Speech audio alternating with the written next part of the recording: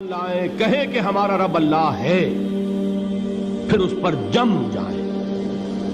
ان پر فرشتوں کا نزول ہوتا ہے، نہ کوئی غم کرو نہ خوف، خوشیاں مناؤ جنت کی جس کا تم سے وعدہ کیا گیا تھا۔ اللہ کی ربوبیت پر اطمینان جب انسان کو ہو جاتا ہے، میرا رب اللہ ہے، ربی اللہ، انسان کے لیے نہ کوئی کھٹکا، نہ کوئی خطرہ، نہ کوئی خوف، نہ کوئی حزن۔ جو کچھ ہو رہا ہے کس کے اذن سے ہو رہا ہے؟ اللہ کے اذن سے۔ اللہ کے اذن کے بغیر پتہ تک نہیں ہلتا۔ یہ کوئی اندھا بہرا مادہ نہیں ہے جس سے مجھے کوئی خوف ہو۔ اندھا بھینسا چلا آ رہا ہو اس سے تو ڈرنے کا ہر انسان کو ڈرنا چاہیے، نہ معلوم کس کو ٹکر مار دے۔ لیکن نہیں، اس کائنات کو چلانے والا ایک سمیع و بصیر خدا ہے۔ وہ جو میرا دوست ہے، میرا ولی ہے۔ اللہ ولی الذین آمنوا یخرجہم من الظلمات الی النور۔ اللہ اہل ایمان کا ولی ہے، ساتھی ہے، پشت پناہ ہے، مددگار ہے، حمایتی ہے۔ بتائیے جسے یقین ہو جائے کہ اللہ میرا مددگار، اللہ میرا محافظ، اللہ میرا پشت پناہ، اللہ میرا حمایتی، اس کے لیے کوئی خوف ہوگا؟ اس سے کوئی ڈر ہوگا؟ میں مثال دیا کرتا ہوں ایک بہت سادہ، پنجاب کے دیہات کی۔ وہ بڑا چودھری ہے اور کوئی غریب کسان ہے۔ اس غریب کسان کے جانوروں کو ہر وقت اندیشہ ہوگا چوری کا، کوئی میری بھینس کھول کر نہ لے جائے، کوئی میرا بیل کھول کر نہ لے جائے۔ لیکن جس کے بارے میں یہ سب کو معلوم ہو کہ وہ جو بڑا چودھری ہے وہ اس کا دوست ہے، اس کی بچیا کو کوئی خوف ہوگا؟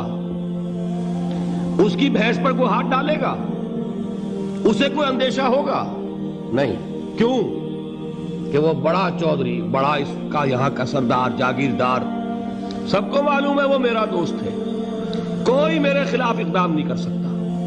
اس دنیا میں یہ چھوٹی سی بات اگر آپ کے دلی اطمینان اور سکون کا باعث بن سکتی ہے تو ذرا تصور کیجئے۔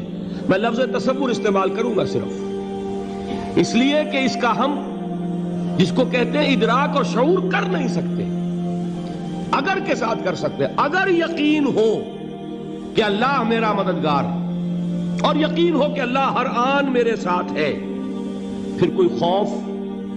کس کا خوف؟ کوئی شے اللہ سے بالا تر ہے؟ کوئی قوت اس سے زیادہ طاقتور ہے؟ کوئی اس کے ارادے کو بدلنے والا ہے؟ کوئی اس کی مشیت کے آڑے آنے والا ہے؟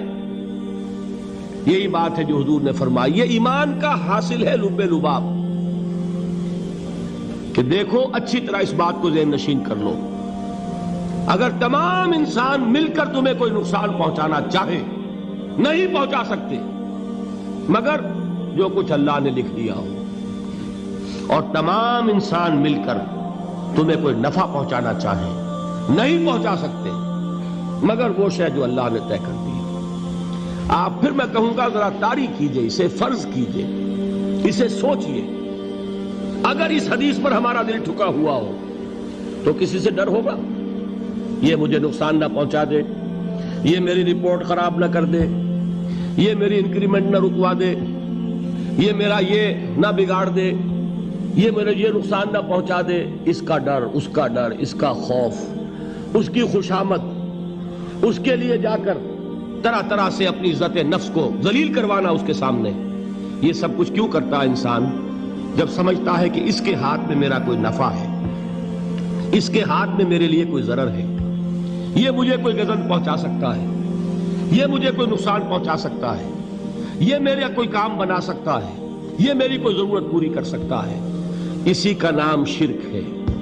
جہاں آپ نے یہ سمجھا کہ غیر اللہ کے اندر کوئی طاقت موجود ہے، وہی شرک ہے۔ بتوں سے تجھ کو امیدیں، خدا سے نومیدی، مجھے بتا تو صحیح اور کافری کیا ہے؟ شرک تو یہ ہے۔ جس پر بھی تمہیں یہ خیال ہے، کلمہ ہے یہ کلمہ سوم، لا حول ولا قوت الا باللہ، ذرا اس پر دل کو کبھی اگر آپ تصور کریں، پھر فرض کریں، دل ٹھک جائے اس پر، کوئی طاقت نہیں۔ یہی بات تھی جو شیخ عبد القادر جیلانی رحمۃ اللہ علیہ نے اپنی وصیت میں اپنے بچے سے کہی. 11ویں دینے والے ہیں، لیکن حضرت شیخ عبد القادر جیلانی کی وصیت اور تعلیمات کو کتنے لوگ ہیں تم جانتے ہو؟ یہ جن مقامات تک پہنچے ہیں وہ کس چیز کی بدولت پہنچے ہیں؟ انہوں نے جو پیغام دیا وہ کیا تھا؟ اے میرے بچے، جس طریقے سے قرآن مجید میں حضرت لقمان کی نصیحتیں جو ہے نقل کر دی گئی ہیں، میں یہ عرض کروں گا بالفرض اگر قرآن حضرت عبد القادر جیلانی کے بعد نازل ہوا ہوتا تو شیخ عبد القادر کی یہ نصیحتیں بھی قرآن میں درج ہوتی. اتنی اونچی نصیحتیں ہیں. اے میرے بچے، اس حقیقت کو ذہن نشین کر لے، لا فاعل فی الحقیقت ولا مؤثر الا اللہ. اس کائنات میں نہ کوئی فاعل حقیقی ہے نہ مؤثر حقیقی ہے سوائے اللہ. کسی شے میں کوئی تاثیر نہیں اگر اللہ نہ چاہے. آگ جلا نہیں سکتی اگر اللہ نہ چاہے. پانی ڈبو نہیں سکتا اگر اللہ نہ چاہے. زہر ہلاک نہیں کر سکتا اگر اللہ نہ چاہے. کوئی چیز فائدہ نہیں پہنچا سکتی اگر اللہ نہ چاہے. تو در در پہ کیوں سر جھکاتے ہو؟ در در پر کیوں جبیں سائی کرتے ہو؟